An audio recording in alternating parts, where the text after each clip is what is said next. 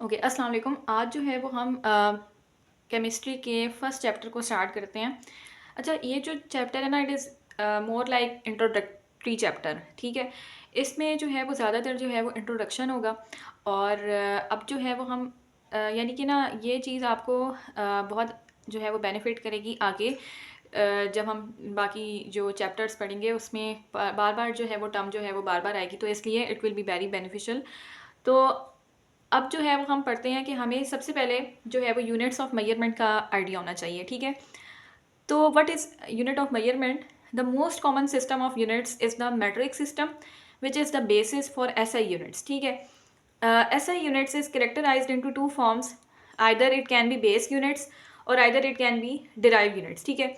अच्छा, हमारे पास ना लाइक हर चीज़ को मेजर करने का एक स्टैंडर्ड जो है वो सेट है। उसमें जो स्टैंडर्ड सिस्टम होता है ना, वो एसआई यूनिट्स में एसआई यूनिट जो है वो हमारे पास जो है वो स्टैंडर्ड कंसिडर किया जाता है। अब उसके जो है वो दो तरह की टाइप्स हैं, एक तो बेस यूनिट्स हैं, डिराइव यूनिट्स हैं। अच्छा, इसको आप लोग जो है वो फिज़िक्स में ज़्यादा डिटेल से पढ़ोगे। यहाँ पर हमें बस ये पता होना चाहिए कि अगर ऐसा यूनिट्स हैं, लाइक अगर हम जो है वो डिफरेंट क्वांटिटीज़ की बात कर रहे हैं, either it can be mass, either it can be length, time, temperature, electric current, amount of substance, luminous intensity, इन सब चीज़ों के अगर हम यूनिट्स अगर एसआई में देखते हैं तो हमें जो है वो थोड़ा बहुत आइडिया होना चाहिए कि जो मैस है उसका यूनिट जो है वो किलोग्राम होगा, लेंथ का मीटर होगा, टाइम का सेकंड, टेम्परेचर का केल्विन होगा, इलेक्ट्रिक करंट का एम्पेयर होगा, अमाउंट ऑफ सब्सटेंस का मोल होने वाला है, और ल्यूमिनस इंटेंसिटी का क्या है, कैंडेला, ठीक है। ये तो हमने यूनिट के नाम देख लिए और आपको आइडिया होना चाहिए कि हम इसको कैसे जो है वो प्रेजेंट करते हैं, क्या इनकी एब्रिविएशन है, ठीक है। तो ये सारी जो यहाँ पर लिखी हुई है, ये सारी इन यूनिट्स की क्या हो गई, एब्रिविएशन हो गई, ठीक है। अच्छा, standard units around which the system itself is design, ठीक है। अच्छा, अब हमारे पास जो है वो अगली बात है कि ऐसा units are created by associating units with each other. Units are modified through the use of matrix prefixes, ठीक है। अब यहाँ पर जो सेकंड लाइन है, सेकंड स्टेटमेंट से क्या मुराद है कि हमने फॉर आवर ईज जो है वो यूनिट्स के अंदर प्रीफिक्सेस भी इंट्रोड्यूस कराए हैं, ताकि हमारे लिए जो है वो कोई भी चीज़ अगर बहुत छोटी क्वांटिटी है, let's suppose we have this quantity. अब यहाँ आप देखो, ये अगर हम जो है वो लिखने बैठें, ठीक है, तो हमें काफ़ी ज़्यादा टाइम लग जाएगा। अगर हमने ये वाला नंबर किसी को भी जो है वो आगे जाके बताना है तो वी विल टेक, मतलब हमें बहुत ज़्यादा टाइम लगेगा कि हम इसको जो है वो किसी को इसके बारे में किसी को बताएं। अगर हम जो है वो इसको किसी न किसी तरह से प्रीफिक्स की फॉर्म में ले आते हैं तो ये हमारे लिए भी आसान होगा और सुनने वाले के लिए भी आसान होगा कि जो है वो हमारे पास क्या बात हो रही है, ठीक है। तो इसलिए हमने यूनिट्स के साथ जो है वो प्रीफिक्स भी हम ऐड अप करते हैं, ताकि जो कोई भी हमने नंबर जो है वो आगे एक्सप्लेन करना है वो हमारे लिए इजी हो जाए, ठीक है। अब जैसे यहाँ पर जो है वो मैंने डिफरेंट प्रीफिक्स लिखे हुए हैं। It will be very better कि आप जो है वो इन प्रीफिक्सेस को याद कर लो, क्योंकि आगे चल के अगर आपने जो है वो यूनिट के साथ अगर प्रीफिक्स लगाना है, डिपेंडिंग अपॉन कितने जो है वो यूनिट्स, कितने ज़ीरोज़ हैं नंबर के अंदर, तो कितने पॉइंट्स के बाद जो है वो नंबर हमने रिप्लेस करना है, तो it will be very beneficial for you.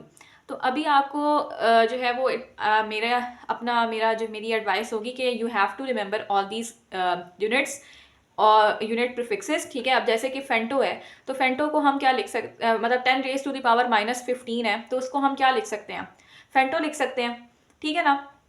तो इसी तरह आप यहाँ पे देख लो कि क्या क्या यूनिट्स के क्या हम जो है वो नंबर लिख सकते हैं, ठीक है। अब लेट्स सपोज हमारे पास जो है वो एक वैल्यू है जिसका क्या है 0.000001 मीटर। अब आप चाहते हो कि मैं इसको जो है वो प्रीफिक्स में लिखूं, मैं इसकी 10 रेज टू दी पावर क्या आएगी, क्या आएगी 10 के ऊपर पावर, 10 की क्या पावर आने वाली है हमारे पास, ठीक है।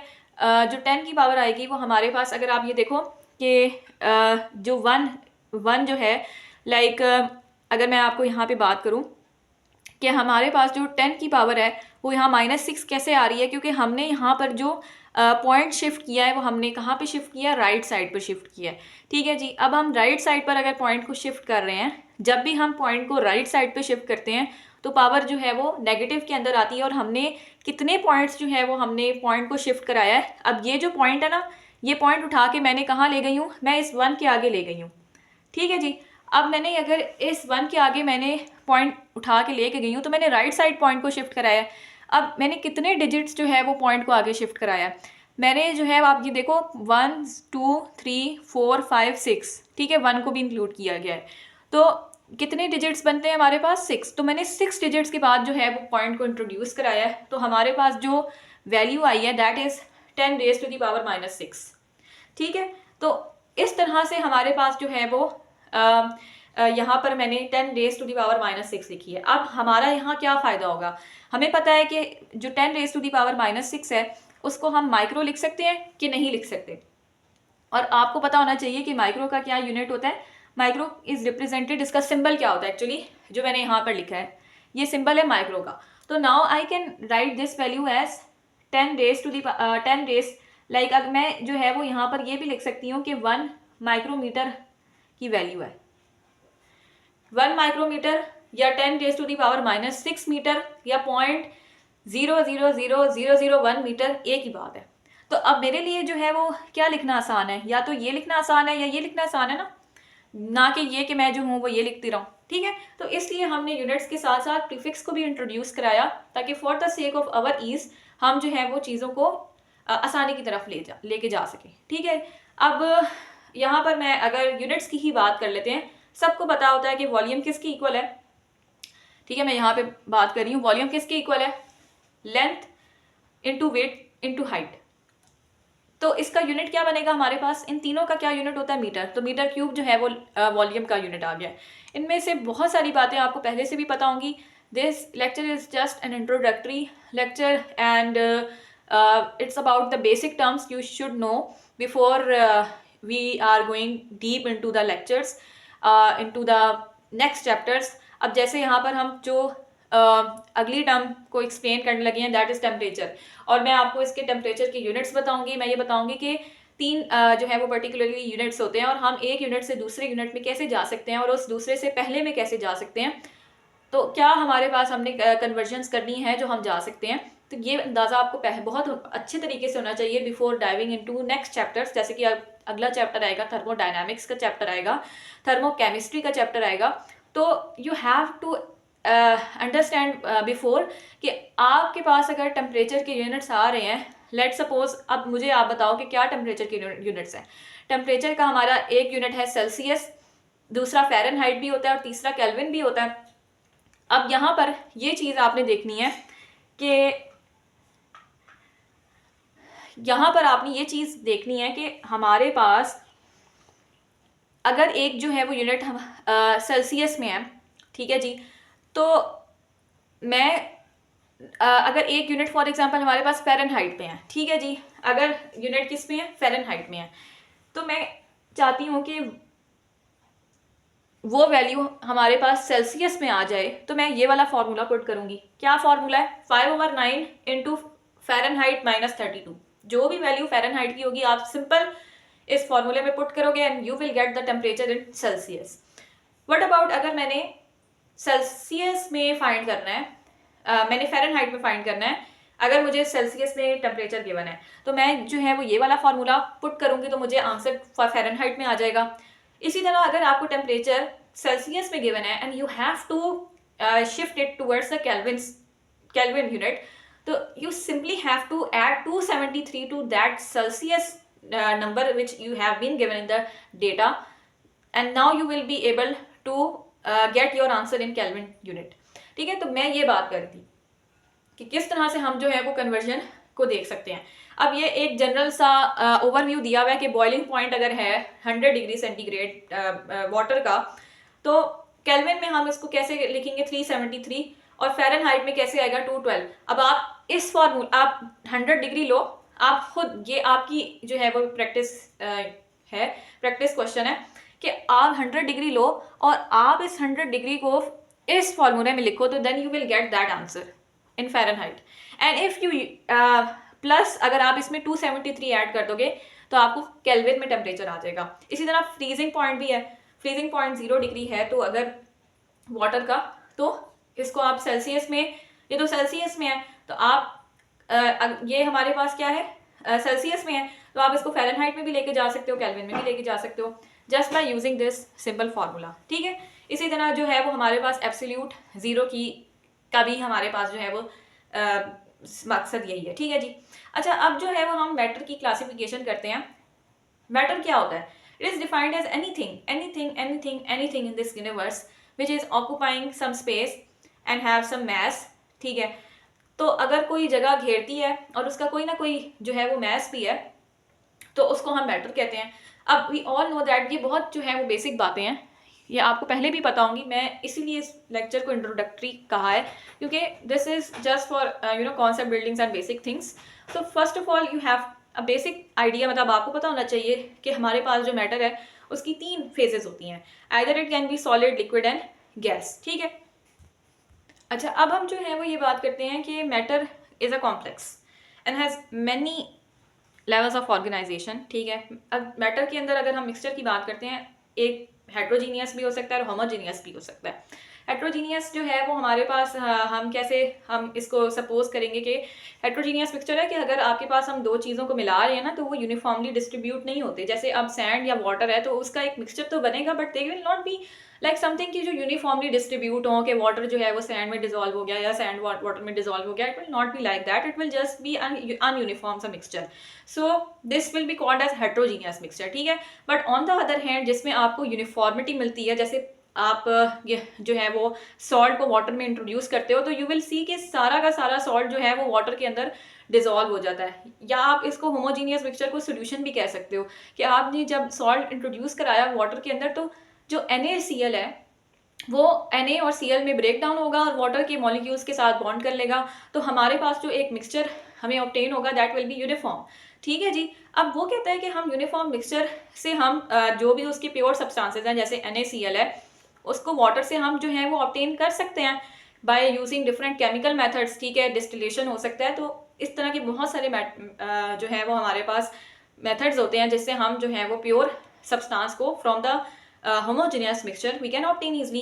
नाउ व्हाट अबाउट कि अब ये प्योर सब्सटेंस क्या हो सकता है? It can either be compound, it can either be element. Now the basic question arises कि हमारे पास जो है वो एलिमेंट क्या है और कंपाउंड क्या है।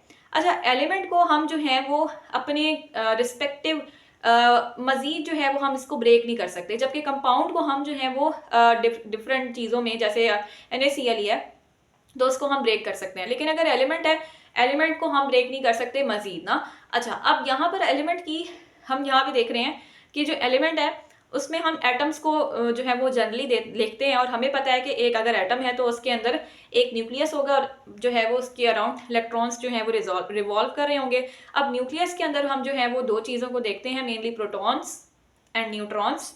और प्रोटॉन्स और न्यूट्रॉन्स को भी अगर हम फर्दर जो है वो डिवाइड करते हैं तो उसमें हमें क्वार्क्स देखने को मिलते हैं। अच्छा, अब हमारे पास जो अगली चीज़ है वो है सब एटॉमिक पार्टिकल्स। ठीक है, N atom is the smallest identifiable unit of an element. ठीक है जी, एटम से ज़्यादा जो है वो हमारे पास इतना हम ये कहते हैं कि it is generally the smallest identifiable unit of an element. और इसके जो है वो हमारे पास डिफरेंट पार्ट्स हैं, जैसे प्रोटॉन हो गया, न्यूट्रॉन हो गया या इलेक्ट्रॉन हो गया।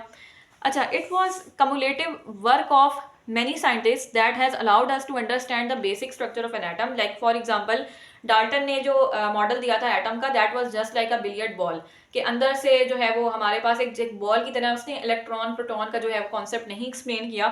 थॉमसन प्लम एक साइंटिस्ट थे, उन्होंने एक पडिंग मॉडल इंट्रोड्यूस कराया। प्लम पडिंग मॉडल जो है वो बेसिकली इंट्रोड्यूस कराया कि सिंपल एक एटम है तो उसके अंदर इलेक्ट्रॉन्स जो हैं वो रिवॉल्व कर रहे हैं। रदरफोर्ड ने जो है वो हमें एक ऐसा जो है वो इंट्रोड्यूस कराया, उसने कहा कि जो है वो इलेक्ट्रॉन्स जो हैं वो बाहर होते हैं न्यूक्लियस के। बोहर मॉडल ने हमें कहा कि जो इलेक्ट्रॉन्स हैं वो इन अपने अपने ऑर्बिट्स के अंदर आउटर टू द न्यूक्लियस जो है वो रिवॉल्व कर रहे होते हैं। They are not in constant state, they are basically revolving continuously. So इसी तरह जो है वो क्वांटम मॉडल भी आया जिसने ज़्यादा detail explanation the regarding the structure of atom, जो हम आगे वाले लेक्चर्स में हम देखेंगे कि क्या क्या जो है वो हर किसी ने क्या क्या थ्योरी दी थी अपनी। बहरहाल अभी हम ये बात करें कि N atom is mostly empty space with a very thin very dense nucleus. ठीक है जी। अच्छा, अब प्रोटॉन्स जो हैं उनमें पॉजिटिव का चार्ज है, न्यूट्रॉन्स के ऊपर कोई चार्ज नहीं होता, इलेक्ट्रॉन्स के ऊपर नेगेटिव का चार्ज होता है, everyone knows. Now what about ये चीज़ हम जो पढ़ने लगे हैं, this is I think very important, I must say कि अगर आपके पास एक प्रोटॉन है तो उसका क्या मैस है, उसका क्या मैस केजी में है, क्या एटॉमिक यूनिट में है, एटॉमिक मैस यूनिट में है, क्या उसका चार्ज है, और क्या उसका जो है वो हमारे पास मतलब चार्ज है और मतलब चार्ज है। तो अगर हम यहाँ पे ये बात करें कि प्रोटॉन की ही हम बात कर रहे हैं, तो मैस जो है अगर हम इन केजी देख रहे हैं तो प्रोटॉन का क्या मैस है, 1.672 into 10 raise to the power -27 KG. अगर हम इसको एटॉमिक मैस यूनिट में देखते हैं तो इट इज़ 1.00727, ठीक है। इसी तरह जो है वो हमारे पास ये जो टेबल है, this is very important to remember, ठीक है। ये आपको बहुत ज़्यादा हेल्पफुल होगा आगे चल के। तो आई वुड से कि आप पहले इस टेबल को याद करो, इट्स वेरी इंपॉर्टेंट। अच्छा, देन आगे जो है वो हमारे पास क्या चीज़ है, the number of protons of an atom is refer to its an element is a substance whose atoms are all having same atomic number. अच्छा, यहाँ पर वो ये कह रहे हैं कि अगर हमारे पास जो भी एटम है ना, उसका अगर एटॉमिक नंबर हम देखते हैं और हम उसकी नंबर ऑफ प्रोटॉन्स को देखते हैं तो वो बिल्कुल जो है वो सेम होता है। यानी अगर, अच्छा ये बात आपको पता होनी चाहिए कि अगर हम फॉर एग्जांपल लेट सपोज मैंने एक एलिमेंट लिया है ऑक्सीजन का ना, तो यहाँ पर हमें नजर आ रहा है कि जो 15.99 लिखा हुआ है ये इसका मैस नंबर है, जबकि 8 is the atomic number of oxygen. अगर आप पीरियोडिक टेबल खोलो वहाँ पे इस तरह का जो है वो स्ट्रक्चर बना होता है और इवन इसी फॉर्म में जो है वो उसका मैस और एटॉमिक नंबर भी लिखा होता है। अब मैं यहाँ पर बताना ये चाह रही हूँ कि हमारे पास जब एटॉमिक नंबर आपको लिखा हुआ नजर आ रहा है ना 8, तो आपके दिमाग में फौरन ये बात आ जानी चाहिए कि अच्छा अगर एटॉमिक नंबर इसका 8 है, इसका मतलब इसमें नंबर ऑफ प्रोटॉन्स भी 8 है और नंबर ऑफ इलेक्ट्रॉन्स भी 8 है। कहने का मकसद ये है कि atomic number is equal to proton number is equal to electron number, ठीक है। ये तीनों चीज़ों की वैल्यू एक होती है। तो अगर आपसे कभी भी कोई पूछे कि अगर अच्छा मुझे जो है वो इस एलिमेंट को देख कर बताओ कि अच्छा इसका एटॉमिक नंबर आपको दिया हुआ है, आप मुझे बताओ कि प्रोटॉन का नंबर क्या है, इलेक्ट्रॉन का क्या नंबर है, तो आप इजीली बता दोगे, ठीक है जी। वही होगा जो एटॉमिक नंबर होगा। अब इसी तरह अगर आपसे कोई पूछता है कि मैस ऑफ एन एटम है, अच्छा हमने मैस ऑफ एन एटम कैसे निकाला होता है। Mass of an atom simply क्या है कि प्रोटॉन का नंबर और न्यूट्रॉन के नंबर को हम ऐड करते हैं, ठीक है। तो अब अगर फॉर एग्जांपल अगर 15.99 है, इसका मतलब है कि हमने प्रोटॉन के नंबर को ऐड अप किया है और न्यूट्रॉन के नंबर को ऐड अप किया है। अच्छा, इससे हमें एक चीज़ बात समझ आती है कि हम नंबर ऑफ न्यूट्रॉन्स को निकाल सकते हैं अगर हमें प्रोटॉन का नंबर पता है और मैस नंबर पता है। कैसे? क्योंकि हमने चूंकि प्रोटॉन और न्यूट्रॉन को ऐड अप करके मैस नंबर निकाला ना, तो हम मैस नंबर से प्रोटॉन को जब माइनस करेंगे तो जो वैल्यू बचेगी वो न्यूट्रॉन की वैल्यू होगी ना, तभी तो हमने उसको ऐड अप करके मैस नंबर को निकाला है। तो इस तरह से हमें अगर मैस नंबर गिवन है तो हम नंबर ऑफ न्यूट्रॉन्स भी निकाल सकते हैं, ठीक है जी। और अगर प्रोटॉन्स और न्यूट्रॉन्स का नंबर गिवन है तो तब हम मैस नंबर भी निकाल सकते हैं। अब ये कोई बात नहीं है, जस्ट एक सिंबल है, एक्स से कोई भी एलिमेंट हो सकता है। ए जो है वो उसके मैस नंबर को यहाँ पे रिप्रेजेंट कर रहा है और जेड जो है, अच्छा ये ऊपर नीचे लिखा हो सकता है, आपने देख लेना है। ज़्यादातर जो ज़्यादा वैल्यू होगी वो ऊपर नीचे कोई भी वैल्यू लिखी हो सकती है। मैस और atomic number it's not necessity in every case, you just have to figure out कि अच्छा जो वैल्यू ज़्यादा है it will always be mass number and the smaller value will be atomic number, and atomic number is represented by Z symbol and mass number is represented by the A symbol। अच्छा, अब ना हम एक बड़ा important concept पढ़ने लगे हैं कि अगर हमसे कोई पूछता है ना कि एटॉमिक वेट क्या होता है एटम का, ठीक है, तो हम कैसे निकालते हैं। असल में हम जितने भी आइसोटोप्स, अच्छा एटॉमिक वेट को समझने से पहले we have an idea of isotope first. Isotope असल में ना हमारे पास क्या होता है कि डिफरेंट एलिमेंट्स हैं, जैसे कार्बन है। अब कार्बन की डिफरेंट फॉर्म्स जो हैं वो नेचर में एग्जिस्ट करती हैं। कार्बन 13, 12 और 14। अब यहाँ पे 12, 13, 14 से क्या मुराद है, ये जो है ना ये इसका मैस दिया हुआ है, ठीक है। अब आइसोटोप क्या होता है ना कि आइसोटोप एलिमेंट एक ही होगा लेकिन उसका मैस डिफरेंट होगा, ठीक है। एटॉमिक नंबर उन तीनों के सेम होंगे। अब इस केस में तीनों के एटॉमिक नंबर सेम है लेकिन मैस नंबर डिफरेंट है, 13 है, किसी का 12 है, किसी का 14 है। तो यहाँ पर जो आप खुद सोचो, अगर एटॉमिक नंबर सेम है और मास नंबर में डिफरेंस आ रहा है, तो क्या नंबर ऑफ प्रोटॉन्स डिफरेंट होंगे तीनों के? नो, क्योंकि वो तो एटॉमिक नंबर के इक्वल होते हैं और एटॉमिक नंबर तो तीनों का सेम है। तो क्या डिफरेंस होगा? नंबर ऑफ न्यूट्रॉन्स में फ़र्क है इन तीनों में, ठीक है। तो जिस वजह से जो है वो मास नंबर हमारे पास तीनों का डिफरेंस आ रहा है। तो आइसोटोप्स हम इस तरह भी डिफाइन कर सकते हैं कि डिफरेंट सेम एलिमेंट होते हैं, उनका एटॉमिक नंबर सेम होता है लेकिन मास नंबर डिफरेंट होता है, और नंबर ऑफ न्यूट्रॉन्स जो है वो डिफरेंट होते हैं, नंबर ऑफ प्रोटॉन्स सेम रहते हैं, ठीक है जी। अब यहाँ पर वो कहता है कि हम वेटेड एवरेज लेते हैं आइसोटोप्स की to calculate the atomic weight. अब ये वेटेड एवरेज हम कैसे लेते हैं, हम इस एग्जांपल के थ्रू समझते हैं। एक एलिमेंट है जिसके दो आइसोटोप्स हैं। आइसोटोप ए है जिसका मास जो है वो हमें 10 AMU दिया हुआ है और नेचुरल अबंडेंस बताई हुई है 90%। आइसोटोप बी भी गिवन है जिसका भी हमें मास भी गिवन है, उसकी भी अबंडेंस गिवन है। तो अब हम कैसे निकालेंगे इसका एटॉमिक वेट? एटॉमिक वेट कैसे निकालेंगे? आइसोटोप की एवरेज लेंगे। एवरेज हम कैसे लेते हैं? हमने सिंपल क्या करना है, इनके अब जैसे हमारे पास आइसोटोप ए है ना, उसका मास हम क्या लिखेंगे यहाँ पे, और उसकी नेचुरल अबंडेंस से मल्टीप्लाई कर देंगे। 90% है ना, हम यहाँ पे 19% नहीं लिखेंगे बल्कि 0.9% लिखेंगे, ठीक है। तो हमने 10 को 0.9 से मल्टीप्लाई किया और आपने इसमें ऐड क्या करना है, वही चीज़ 11 को हम इसकी मास को इसकी नेचुरल अबंडेंस से बी के जो है वो मल्टीप्लाई करेंगे, तो हमारे पास जो है वो आंसर आ जाएगा 9 + 11। तो I will got an answer of 9 + 1.1 and I will get an answer of 10.1 AMU, ठीक है जी। तो अब अगर मैंने इसका एटॉमिक वेट लिखना है, अगर कोई भी एलिमेंट था हमारे पास इसके दो आइसोटोप्स, तो एटॉमिक वेट क्या आया था 10.1 AMU। तो एटॉमिक वेट जनरल हमने आइसोटोप्स की जो है वो एवरेज ले ली है। अच्छा, अब हमने बात करनी है एटॉमिक मास यूनिट की। अच्छा, ये एटॉमिक मास यूनिट जो है ना, यूनिट है एटॉमिक मास का ही, और ये स्टैंडर्ड यूनिट है, ठीक है। स्टैंडर्ड यूनिट मास है that quantifies the mass of atoms और मॉलिक्यूल्स, ठीक है जी। अब also defined as 1/12 the mass of carbon 12 atom,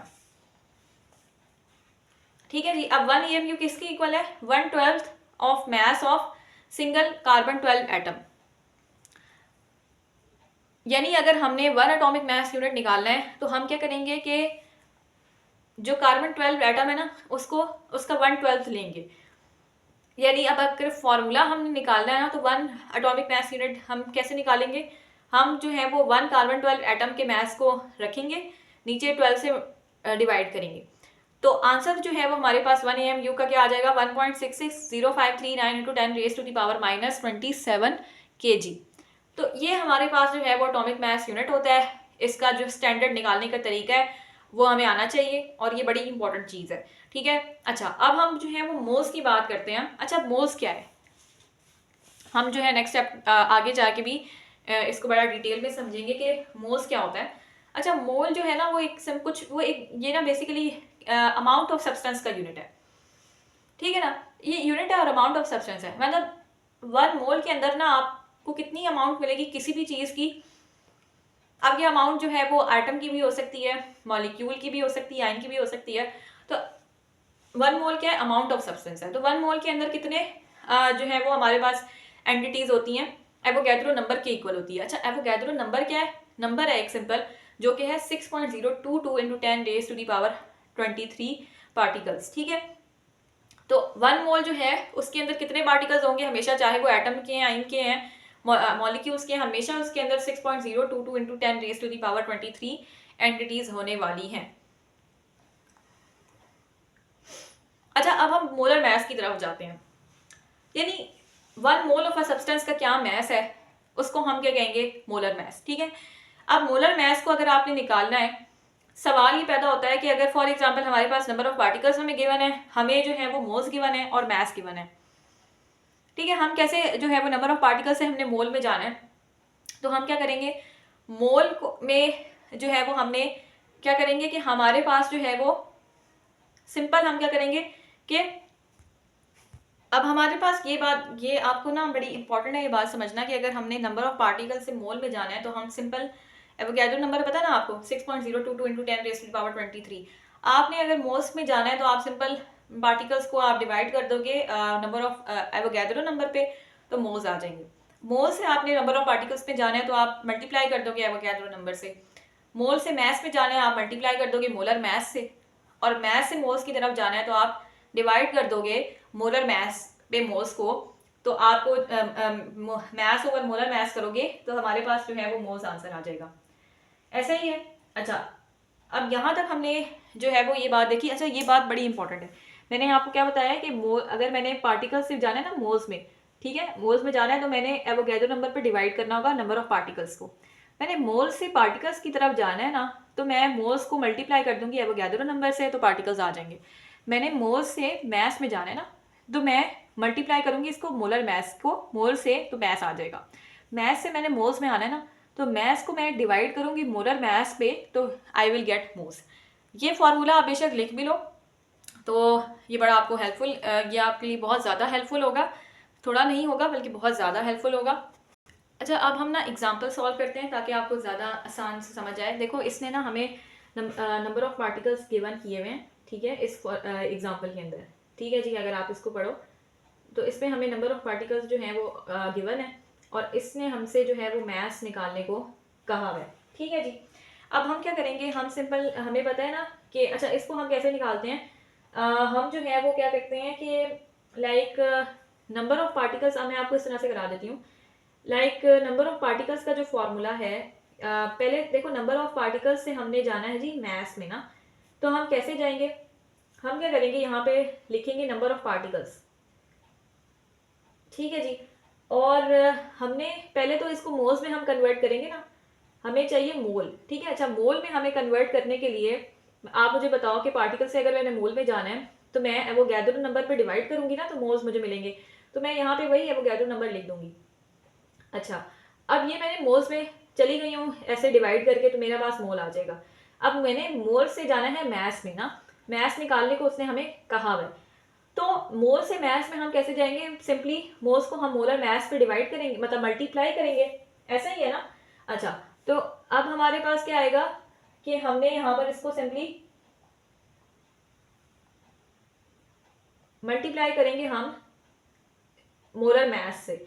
अब जो मुझे बताओ कि आर्गॉन का, अगर आप पीरियोडिक टेबल देखते हो ना, तो आपके पास जो उसका मैस आता है ना आर्गॉन का, वो आ जाता है 39.95 ग्राम। ठीक है जी, अब आप देखो यहाँ मोल से मोल कैंसिल हो चुका है, ये भी तो पार्टिकल्स थे, ये भी कैंसिल हो गए।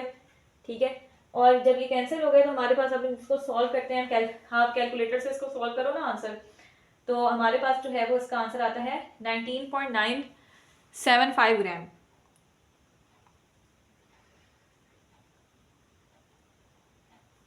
ठीक है, तो इस तरह हमने इसके मैथ्स निकाले हैं। अच्छा, मैथ्स कैसे निकाला है हमने, सिंपल कुछ भी नहीं किया हमने। आपने क्या करना है कि पहले तो हमने क्या करना है कि पार्टिकल से मैथ्स में जाना है। हम पहले पार्टिकल्स को मोल्स में कन्वर्ट करेंगे। मोल्स में अगर मैंने पार्टिकल को कन्वर्ट करना है तो मैं सिंपल पार्टिकल्स को एवोगैड्रो नंबर पे डिवाइड कर दूंगी, और फिर ये जो मेरे पास आंसर आएगा इसको डिवाइड करने के बाद इसको मैं मल्टीप्लाई कर दूंगी विद मोलर मैस। ठीक है, क्योंकि मोल्स का जो हमारे पास फॉर्मूला होता है, मैथ्स का फॉर्मूला क्या होता है, मैंने क्या करना होता है, सिंपल अगर मैंने जो है वो मोल से मैथ्स में जाना है तो मैं मल्टीप्लाई करूंगी इसको मोलर मैथ्स से। अच्छा, अगर आपको यहाँ से इस तरह से समझ नहीं आई तो हम ना फॉर्मूला लगा देते हैं। देखो हमारे पास जो है वो मोल्स, देखो पहले हम मोल्स फाइंड करने हैं ना, मोल्स का क्या फॉर्मूला है, अगर आप मुझे ये देखकर बताओ। मोल्स का फॉर्मूला था हमारे पास number of particles divided by Avogadro number. ठीक है, एवोगैड्रो नंबर को मैंने Na से रिप्रेजेंट किया है। तो अब ये जो है वो हमारे पास आंसर आ जाएगा मोल्स में। अब जो भी आंसर आया, लेट्स सपोज हमारे पास आंसर आया है A is our answer of moles, A moles आए हैं हमारे पास। अब मैंने मोल्स तो आ चुके हैं, अब मैंने मैथ्स निकालना है। हमें पता है कि मैथ्स का निकालने का क्या फॉर्मूला है, मोल्स को सिंपल आप क्या कर दो, मोलर मैथ्स से मल्टीप्लाई कर दो। ठीक है, जो ए मोल्स थे मैंने उसको मल्टीप्लाई कर दिया विद द मोलर मैथ्स, जो भी था 39.95 था आर्गॉन के केस में। आपको पीरियोडिक टेबल, अच्छा आपको जो है वो बेसिक एलिमेंट्स के मोलर मैथ्स आने चाहिए। मैं आपको बता दूंगी कौन से बेसिक एलिमेंट्स है। तो argon is the most common element, ठीक है, जिसका आपको मैथ्स पता होना चाहिए। तो मोलर मास पता होना चाहिए। तो मैंने मोल्स को सिंपल मल्टीप्लाई कर दिया विद 39.95, तो मेरा आंसर किस में आ गया, ग्राम में, विच वॉज 19.97 ग्राम। ठीक है, अगर आप इस तरह से करते हो, ये वाली चीज़ समझ आती है तो अच्छी बात है। सिंपल आप फार्मूला लिखो तो ये भी ज़्यादा बेस्ट है। अगर मतलब आई वुड से कि आप इधर स्ट्रिक्ट रहो तो ये ज़्यादा अच्छा है। आप जो है वो मोल्स का आपके पास जो है वो फार्मूला है, पार्टिकल्स ओवर एवोगाड्रो नंबर, आप ये फार्मूला याद रखो, बाकी आप आराम से कर लोगे। देखो पार्टिकल्स देखे ना, उसने हमसे मास फाइंड करने को कहा था, तो अब हम पार्टिकल से पहले मोल पे जाएंगे, मोल से हम फिर मास निकालेंगे। अब हमें पता है कि मोल्स का क्या फार्मूला है, पार्टिकल्स को हम एवोगाड्रो नंबर पे डिवाइड कर देंगे। मास का क्या फार्मूला है कि हम मोल्स को मोलर मास से मल्टीप्लाई कर देंगे, और उसके बाद जो है वो हमारे पास मास आ जाएगा। ठीक है, अच्छा अब जो है वो हम जो है अब ना हम अगली चीज़ पढ़ते हैं। अगली चीज़ उसमें क्या लिखी हुई है, in ordinary chemical reactions the nucleus does not change but number of electrons at an atom possess can change. ठीक है, अब ये लेट्स सपोज अगर एक एटम, अच्छा यहाँ पर ये क्या बताने की कोशिश कर रहा है कि हमें एक बात पता होनी चाहिए कि कभी भी कोई भी अगर एटम है तो हमेशा वो अपने इलेक्ट्रॉन डोनेट करता है। ठीक है, कभी भी प्रोटॉन्स डोनेट नहीं करता, प्रोटॉन हमेशा सेम रहते हैं एक एटम के। ठीक है, जैसे अब मैं अगर फॉर एग्जाम्पल Na की बात कर लेती हूँ, Na का क्या सीन होता है, Na की मैं अगर बात करूँ तो Na में राउंड अबाउट जो है हमारे पास इलेक्ट्रॉन्स जो हैं वो, लेट सपोज इसमें अगर जो है वो 0 का चार्ज था। ठीक है, जब ये किसी भी क्लोराइड के साथ रिएक्ट करेगा तो अपना एक इलेक्ट्रॉन लूज़ कर देगा, और लूज़ करने के बाद चूंकि इसने इलेक्ट्रॉन लूज़ किया तो इस पर एक इलेक्ट्रॉन लूज़ किया तो इस पर +1 का चार्ज आएगा। हमेशा लूज़ करने पे जो है वो इलेक्ट्रॉन को पॉजिटिव का चार्ज आता है, गेन करने पर नेगेटिव का चार्ज आता है। जो फर्स्ट टू ग्रुप्स हैं पीरियोडिक टेबल में, वो इलेक्ट्रॉन लूज़ करते हैं, इसलिए उनको हम अल्कली मेटल्स और अल्कलाइन अर्थ मेटल्स कहते हैं, यानी कि उनको उन पे जो है वो पॉजिटिव चार्ज होता है, और पॉजिटिव आइंस नेचर में वो एग्जिस्ट करेंगे अगर करेंगे। तो ऑन द अदर हैंड जो 7 जो दूसरी साइड होती है हमारे पास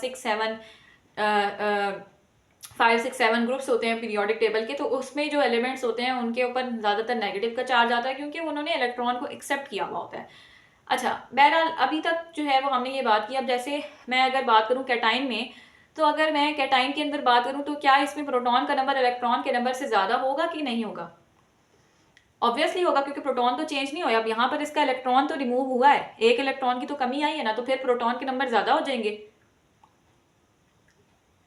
तो इसकी एग्जांपल भी बताई हुई है। अब जैसे एनाइन है उसका रिवर्स हो जाएगा, क्योंकि अब मैं क्लोरीन की एग्जांपल ले रही हूँ। क्लोरीन जो है वो एक इलेक्ट्रॉन एक्सेप्ट करता है पर्टिकुलरली, तो उस पर नेगेटिव का चार्ज आ जाता है। तो यहाँ पर आप देख लो, जिसमें फिर अब इसमें एक इलेक्ट्रॉन एक्स्ट्रा ऐड हो गया ना, प्रोटॉन तो वही है, तो हम कहेंगे कि प्रोटॉन का नंबर इलेक्ट्रॉन से कम है, इलेक्ट्रॉन ज़्यादा हो गए हैं, उस पर नेगेटिव का चार्ज है। और एग्जाम्पल इसकी क्या है, क्लोराइड आयन। अच्छा यहाँ तक हमने बात कर ली, अब हम ना इसकी एग्जाम्पल करते हैं।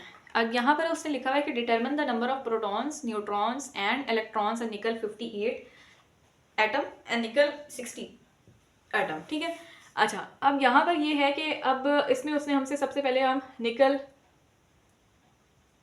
58 मास वाले को देख रहे हैं हम। उसमें हमें प्रोटॉन के नंबर को पता करना है, इलेक्ट्रॉन को देखना है हमने, और न्यूट्रॉन को देखना है। अच्छा प्रोटॉन देखो 58, आप एटॉमिक नंबर इसका क्या है, इसने तो मास नंबर दिया हुआ है ना, ये वाला, ये इसका क्या है, मास नंबर है। ठीक है जी, अच्छा अब ना उसने हमें पता होना चाहिए कि अगर आप इसका एटॉमिक नंबर देखते हो ना पीरियोडिक टेबल से, तो निकल का क्या है हमारे पास 28। चूंकि इसका एटॉमिक नंबर 28 है, तो हमारे पास जो है प्रोटॉन्स होंगे वो 28 प्रोटॉन्स होंगे, इलेक्ट्रॉन भी उतने ही होंगे, 28 ही होंगे। और अब एक चीज़ है, इलेक्ट्रॉन्स तो 28 ही हैं, लेकिन अब क्या है कि इसके अंदर ना नंबर ऑफ न्यूट्रॉन्स हम कैसे निकालेंगे। देखो mass number minus atomic number क्या आ जाता है हमारे पास, नंबर ऑफ न्यूट्रॉन्स आ जाते हैं। हम यही करेंगे, देखो एटॉमिक नंबर हो या प्रोटॉन हो, प्रोटॉन का नंबर हो, एक ही बात है। तो मैं अगर 58 में से 28 को माइनस करूँ तो मेरे पास क्या आंसर आने वाला है, 30। तो इसका मतलब है कि इस एलिमेंट के अंदर जो है वो 30 न्यूट्रॉन्स हैं। इसी तरह अब जो है वो हम निकल 60 की बात करते हैं, जिसका हमारे पास मैस जो है वो निकल 60 है, मैस है। ठीक है जी, और इस पर +2 का चार्ज भी है। वो तो चार्ज लेस था ना, उस पर कोई चार्ज नहीं था, इस पे जो है वो +2 का चार्ज भी है हमारे पास। अब हम इसमें प्रोटॉन का नंबर तो वही रहेगा, प्रोटॉन का नंबर तो नहीं सेम होता, आप एटॉमिक नंबर देखो पीरियोडिक टेबल में 28 ही आएगा। अब इलेक्ट्रॉन का नंबर यहाँ थोड़ा ट्रिकी है क्योंकि इस पर +2 का चार्ज है, इसका मतलब इसमें से 2 इलेक्ट्रॉन जो है वो रिमूव हुए हुए हैं, यानी अब 28 नहीं होगा बल्कि 28 में से आपने 2 इलेक्ट्रॉन जब रिमूव करोगे तो क्या आंसर आ जाएगा, 26 इलेक्ट्रॉन। तो इलेक्ट्रॉन जो है वो हमारे पास हो जाएंगे 26। अच्छा, उसके बाद जो है वो हमारे पास आ जाते हैं न्यूट्रॉन्स। न्यूट्रॉन की मैं अगर बात करूं तो न्यूट्रॉन हमने सिंपल क्या करना होता है, मैस नंबर को माइनस कर देना होता है विद एटॉमिक नंबर। अब आप मुझे बताओ इसका क्या मैस नंबर है, 60। 60 में से अगेन मैं 28 माइनस करूंगी तो मेरे पास न्यूट्रॉन का क्या नंबर आ जाएगा, 32। सही है। तो ये हमारे पास जो है वो एग्जांपल थी। अगर आपको ये जो है वो लेक्चर, देखो एक बात मैं बता दूं कि ये जो लेक्चर था ना, that was introductory lecture. Proper start जो है वो हम नेक्स्ट लेक्चर में करेंगे चैप्टर फर्स्ट का, but this was just for making your concepts. और कोई भी चीज़ अगर ना समझ आई हो तो do ask me on WhatsApp. अल्लाह हाफिज़।